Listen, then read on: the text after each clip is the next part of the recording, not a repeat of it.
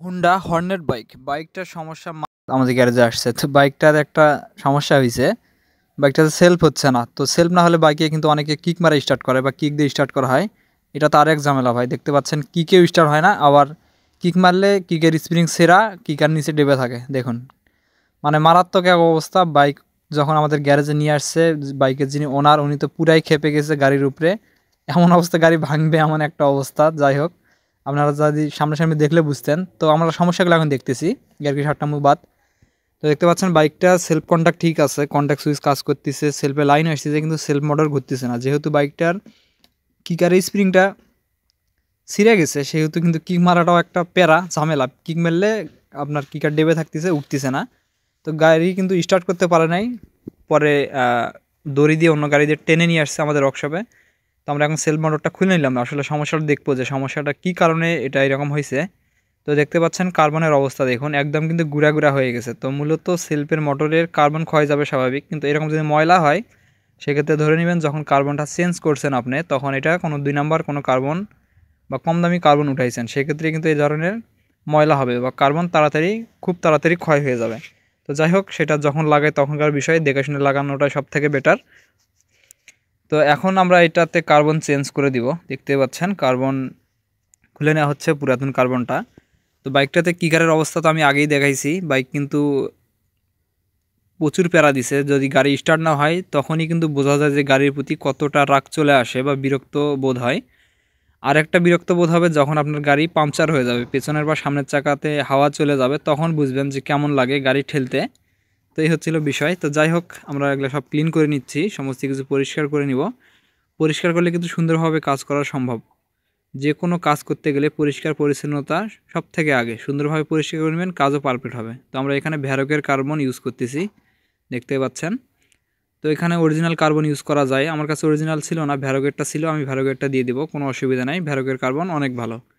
তো আমরা এখন কার্বনগুলো সেটিং করে নিব, যেভাবে সেট দিলে ভালো পারফরমেন্স হবে। আর এই যে নাটের এখানে ও রিং থাকবে, বুঝতে পারছেন, ও রিং থাকবে। ও রিং বাদ দিয়ে যদি আপনি কার্বন সেট করে দেন, গাড়ি ওয়াশ করার সময় মোটরের মধ্যে পানি চলে যাবে, পরবর্তী সময় বারবার সেলফ থেকে ডিস্টার্ব আসবে। অতএব এখানে যে ও রিং এবং ফাইবারের যে ওয়াশারগুলো থাকে, এগুলো সুন্দরভাবে দিয়ে দিতে হবে। এবং আপনার আর্মিচারের উপরে যে আপনার ম্যাগনেটটা আছে, ম্যাগনেটের দুই সাইডে দুইটা ওরিং থাকে। আমি সেটিং করতে করতে আপনাদেরকে দেখাচ্ছি। অনেকের মোটর খুলতে গেলে ভিতরে একদম জং পড়ে যায়, পানি জমা পর্যন্ত থাকে, আমার দেখায় আমি দেখছি। এবং এই নাটগুলো খুলতেছে না, এখানে মূলত কারণ সুন্দরভাবে পরিষ্কার করে না করার, সেটিং করার কারণে। এবং দ্বিতীয়ত, যদি ওরিংগুলো ছেঁড়া ফাটা থাকে, ওরিংগুলো চেঞ্জ না করে অনেকে ওইভাবে লাগাই দেয়, সেক্ষেত্রেও কিন্তু আপনার মোটরে পানি প্রবেশ করবে, মোটরের কার্বন তাড়াতাড়ি নষ্ট হয়ে যাবে। অনেক সময় কয়েলও শর্ট হতে পারে। এবং ম্যাগনেটের যে আঠা দিয়ে লাগানো থাকে, আপনারা জানেন সেলফ মোটরের ম্যাগনেট আঠা দিয়ে লাগানো থাকে, আঠাটা কিন্তু খুলে যায়, তখন মোটর ঘুরে না, আবার অনেক সময় ঘুরলে উল্টা পাশে ঘুরে, এ ধরনের সমস্যা আসে। আমার কথাগুলো হয়তো আপনাদের বিশ্বাস হচ্ছে না, কিন্তু যখন আপনার সাথে ঘটবে এই বিষয়গুলো, তখন আপনি বুঝতে পারবেন যে আসলে কথাটা কি সঠিক বলছি না ব্যাঠিক বলছি। তো আপনাদের যদি কারো এরকম হয়ে থাকে, তো অবশ্যই আমাকে কমেন্টস করে জানাবেন যে আপনার সাথে এমন হয়েছিল কি না, যে সেল মোটর উল্টা দিকে ঘুরছে এবং সেল মোটর খুলে দেখেন যে ভিতরে অনেক পানি বা মরিচা পড়ছে। এটা মূলত পানি যাওয়ার কারণে হয়। তো অবশ্যই ওরিংগুলো চেক করে লাগাতে হবে। এবং এই যে বুশটাতে যে গ্রিজ করে দিচ্ছি, এইটা যখন শুকে যাবে, তখন আপনি যখন সেলফ মারবেন তখন ঘেউ করে একটা সাউন্ড করবে, ঘেউ করে সাউন্ড করবে। যাদের সাউন্ডটা হয় অনেক বিরক্তিকর, বাইক স্টার্ট হওয়ার পরে কিন্তু সাউন্ডটা আসে। তো এখানে গ্রিজ করে বা লুব্রিকেন্টস করে লাগালে কিন্তু এই ধরনের সমস্যাটা আসবে না। তো দেখতে পাচ্ছেন আমরা কার্বনগুলো সেট আপ করে দিচ্ছি। এখন আর্মিচার কয়েলটা এখানে সেটিং করে দিব, দেওয়ার পরে বাইকের সাথে লাগাবো, লাগানোর পরে বাইকটা স্টার্ট করে দেখাবো আপনাদের যে কাজটা কতদূর কমপ্লিট হয়েছে। দেখতে পাচ্ছেন। তো একা একা কার্বন লাগা কিন্তু অনেক ঝামেলা। তো আমরা রোটার সেটিং করে দিলাম, আর রোটারটা সুন্দর করে পরিষ্কার করে নিতে হবে যেন কানেকশনগুলো সুন্দরভাবে পায়। কানেকশন না পাইলে কিন্তু মোটরের শক্তি পাবে না, যখন আপনি সেলফ দিবেন মোটরটা ঘুরতে চাবে না, মনে হবে যে ব্যাটারি নষ্ট হয়ে গেছে। মূলত যদি সেলফের কন্ট্যাক্টটা ঠিক মতো না হয় কার্বনের সাথে আর্মিচারে, তখন কিন্তু এই ধরনের সমস্যা আসে। অনেকে কিন্তু ব্যাটারি চেঞ্জ করে দেন। আর এই যে ওরিংগুলো দেখতে পাচ্ছেন, এই ওরিংগুলো আপনাকে দিয়ে দিতে হবে। যদি ওরিং না দিয়ে দেন বা ছিঁড়ে গেছে ওইরকমই লাগাইছেন, তখন কিন্তু লিক করবে। তো একটা সেলফ মোটরের অনেক কিছু বুঝার বয়স মানে বিষয় আছে, অনেক কিছু জানার আছে।